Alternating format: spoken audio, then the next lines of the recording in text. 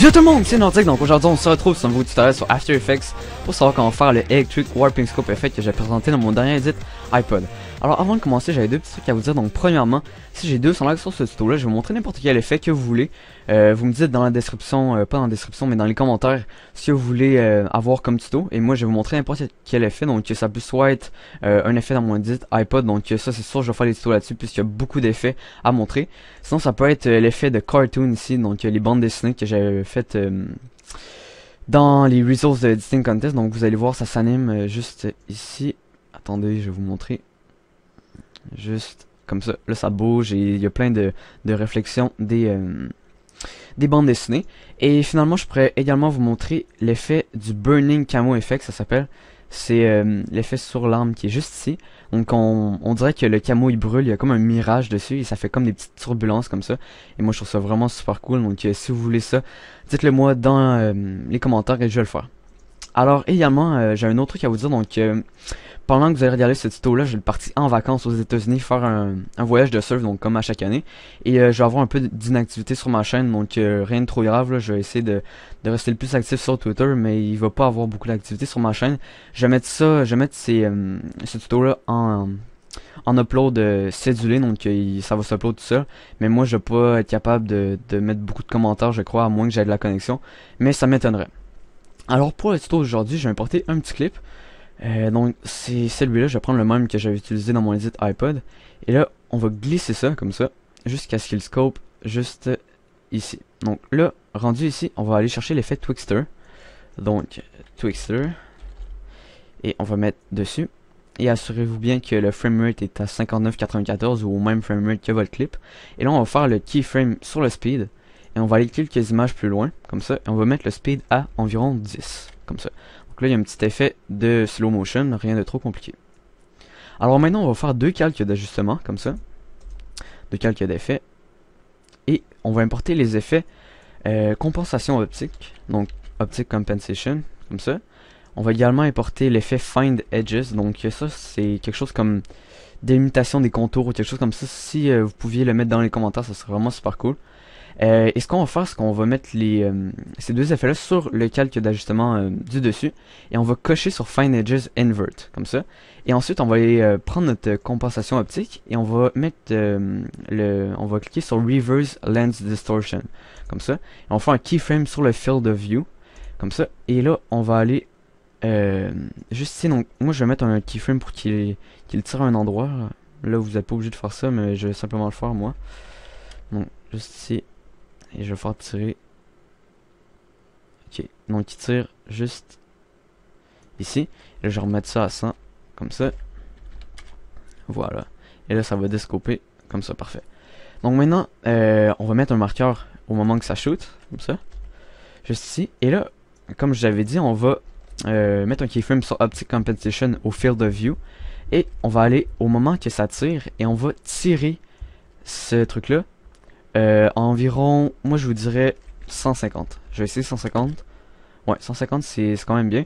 Et ce qu'on va faire, c'est qu'on va aller au moment où ça descope, donc où il y a plus le scope.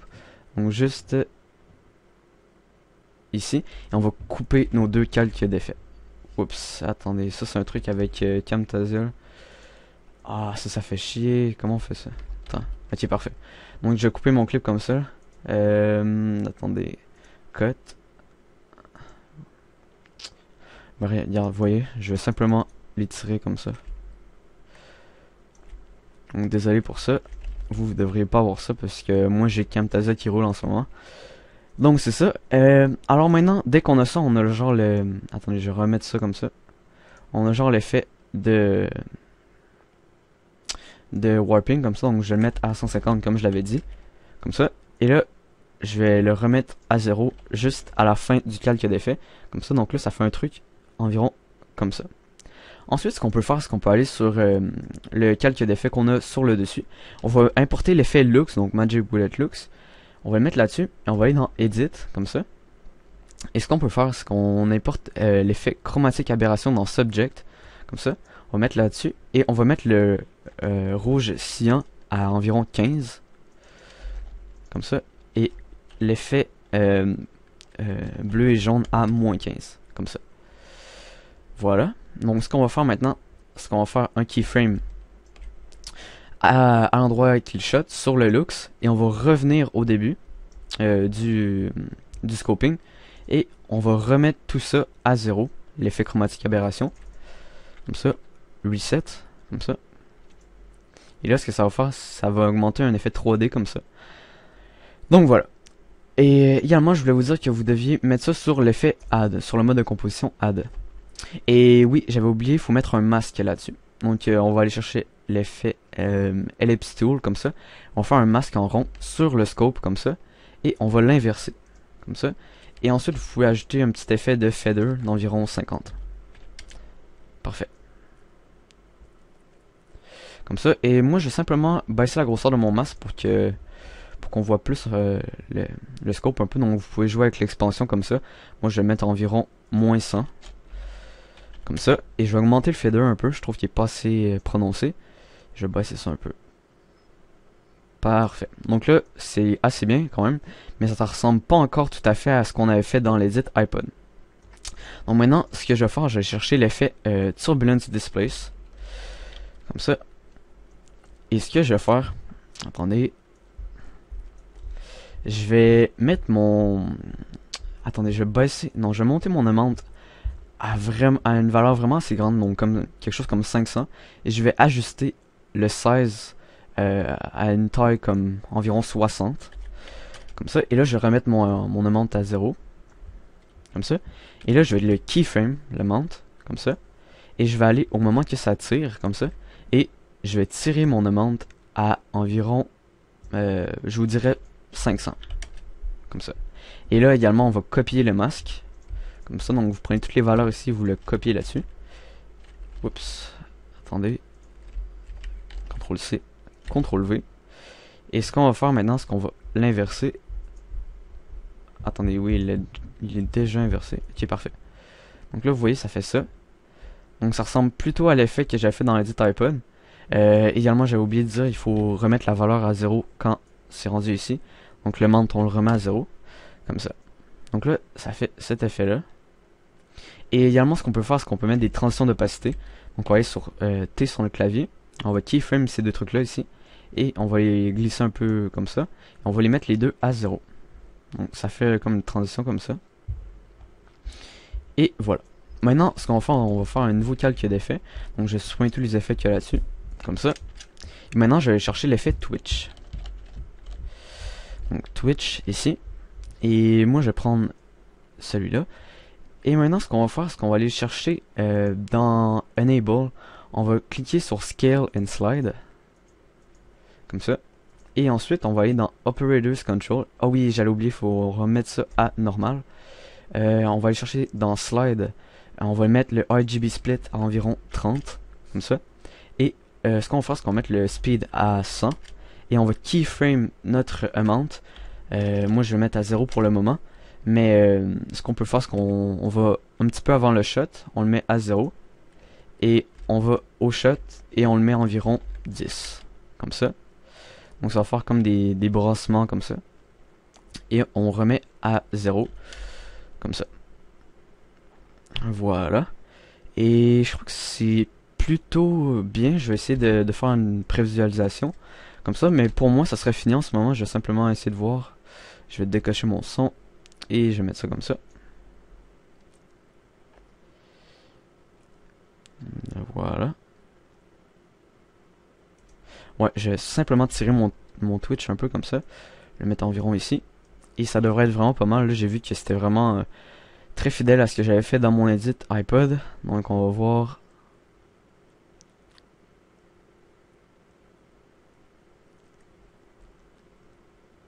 Ouais, c'est exactement ce que j'avais fait.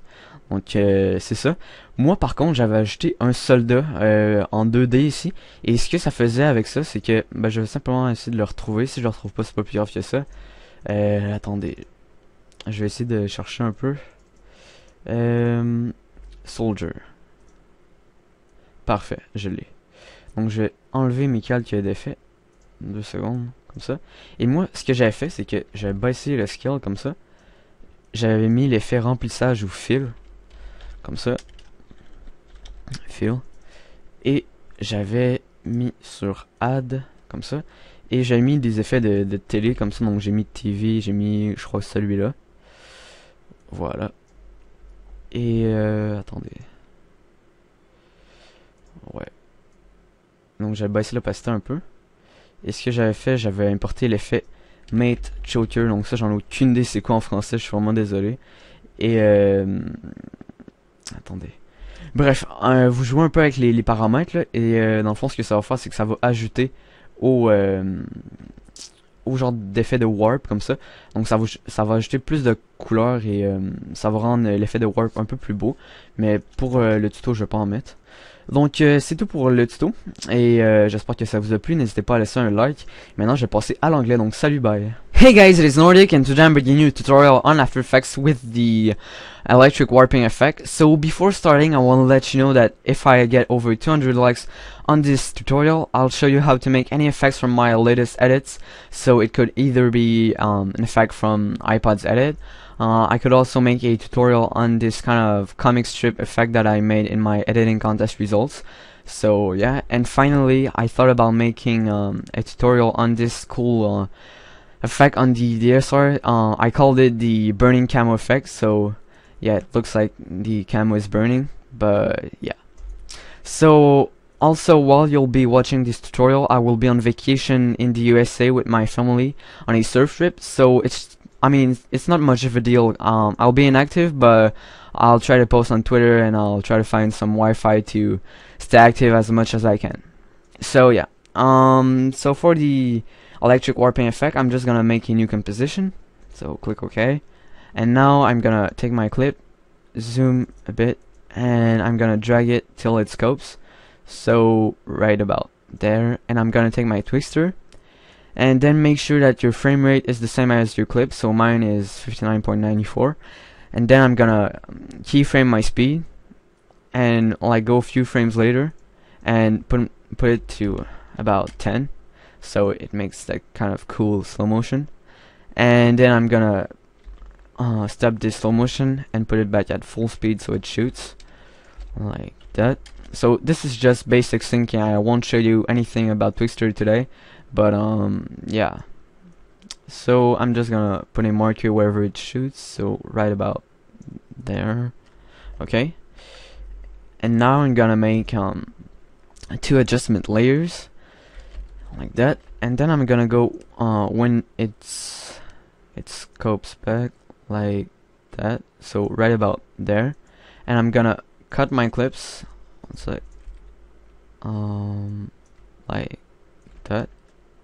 I'm gonna cut them, and okay, and I'm gonna import optic compensation on my first layer, so optics compensation like that, and then I'm gonna import find edges, and finally I'm gonna import looks, so magic bullet looks like that. Okay, so now once you have all of that shit, just go on find edges and click on invert, and now go on optic compensation and click on reverse lens distortion. Now what you'll do is that you're gonna make like a kind of 3D effect, so just take your chromatic aberration right there in subject and take the red like effect, put it to about 15, and then take the blue one and put it to -15, so it makes that kind of cool 3D effect. Now click finished and go wherever it shoots, keyframe it and go back where it starts, and go back on edit and click on this effect and one sec, click reset. So what it does is that it just grows up like that, and then you're gonna take this keyframe, like the first one, copy it and pull it back at the end like that. Okay, so now I'm gonna take this layer and put it on add like that, so you see behind it, and now I'm gonna make an opacity fade. So just drag your first keyframe and put the first one to 0, so it does this thing, and just copy it on the other layer like that. Okay, now what you'll do is that you're gonna keyframe your field of view from 0 to about 150 where it shoots, and then put it back to 0 when it comes back like that. So it does this kind of warping effect. So now it looks pretty cool, but it's not enough in my opinion. So you're gonna take the bottom layer and import turbulence displace on it. So just take it and drag it like that, and now just disable the first layer like that, and crank up your turbulence displace like that, and put the amount to about like 500, maybe not 500, like 400. Okay, and put your size, I mean, to about 60 like that. No, maybe more like 65. Okay, and now put your amount back to 0. Now you're gonna keyframe your amount again, and you're gonna put it to 400 like that. So it starts from 0 to 400 like that. Okay, now put it back to 0 when it ends. Perfect. Okay, so now put this back on like that, and now you see that it looks pretty cool, but it's kind of too distorted. So what you'll do is that you're gonna take the ellipse tool like that and make a mask like in the center of your clip on the bottom layer only, and now invert it like that, and it should look much better like that. So yeah, perfect. And now you can also take your feather and put it to about 100 like that, and now it looks pretty cool. Okay, so finally what you'll do is that you're gonna make a new adjustment layer again, take your twitch, drag it on your adjustment layer, and now put your speed to 100, the amount to 0. Now you're gonna go on enable and check slide and scale, and now go on slide and take the RGB split section and put it to about 30 like that, and now can just close all of that, and now keyframe your amount from like maybe 10 frames from your shot, and then go to your shot and put the amount to about 10 like that, and now go a few frames after and put it back to 0. So now I'm just gonna preview it, and it should look good like that.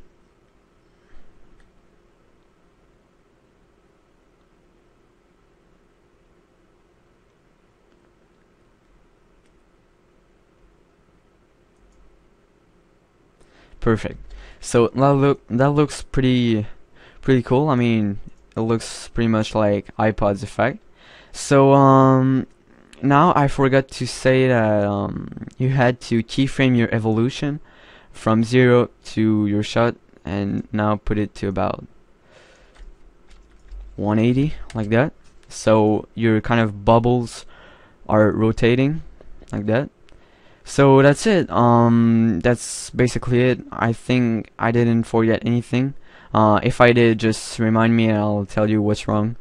So yeah, I hope you enjoyed this tutorial. Again, if you want any other tutorials on those effects, just let me know and put 200 likes on this tutorial and I'll make it. So it was Nordic. See ya, guys.